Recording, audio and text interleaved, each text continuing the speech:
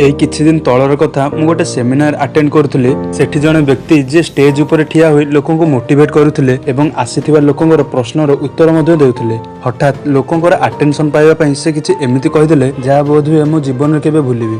से प्रश्न एया थिला कि जणे व्यक्ति सफल होबा पई ता जीवन रे कोन आवश्यक।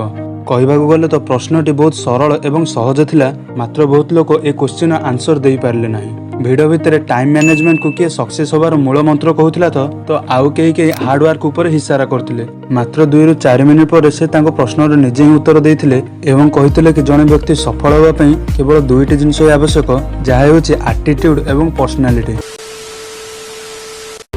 हाँ तो भाई मैंने एटीट्यूड एवं पर्सनालिटी यही 2टी साइन अच्छी जहाँ प्रत्येक सक्सेसफुल पीपल को पाखे देखा मिले।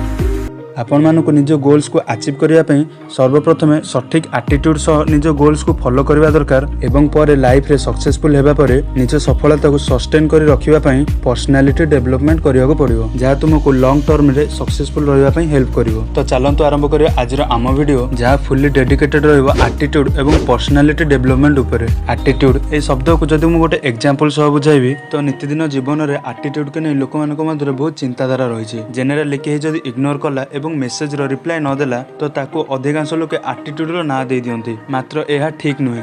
सठिक एटीट्यूड सह जदि आपण माने निज गोल्स को फॉलो करंती तेबे ना कि आपण माने निज गोल्स को सठिक भाव में फॉलो कर परिवे, ता प्रतिबदल रे तुमे माने अदर डिस्ट्रैक्शन ठु भी दूर रही परिवो। एग्जांपल पई बॉलीवुड रो super hit movie 12th fail को देखंतु। एठारे थिबा real life struggler Manoj Kumar Sharma जे कि यूपीएससी एग्जाम क्लियर करिवा पई निज गर्लफ्रेंड को सहित कथा होबा भी बंद कर देथिले एवं घरे लाइट नथिबा समय रे से बाहर स्ट्रीट लाइट तळे बसी पाठ पढुथिले। याकू ही कहते सठिक एटीट्यूड, जहाँ मानक मन रे गोटे निया लागि थाए कि एही काम को आमे अचीव करबा ही करबा।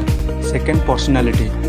पर्सनालिटी को नहीं मु कौन बा एग्जांपल देवी। नित्यदिन आपन आखि सामने हजार हजार बेस्ट पर्सनालिटी थिबा व्यक्ति न्यूज रे आसुचंती कि भारत ପାଇଁ स्वर्ण पदक आनिथिबा नीरज चोप्रा हुंतु किंबा क्रिकेटर महारथी धोनी हुंतु, ए समस्तଙ୍କର पर्सनालिटी स्ट्रांग अटे एवं आज व्यूअर्स हिसाब रे आमे भी एमान को फॉलो करबा निहाती दरकार।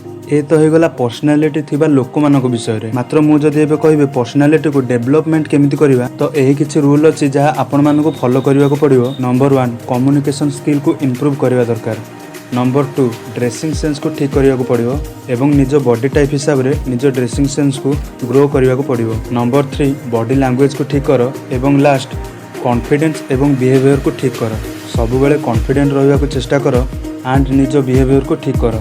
तो यही किछि थिला आज आम वीडियो रे। आशा करछु वीडियो पसंद आस्थिबो। तो पुणी देखाबा नेक्स्ट वीडियो रे। सेत पर्यंत विदाय दियंतु। जय जगन्नाथ।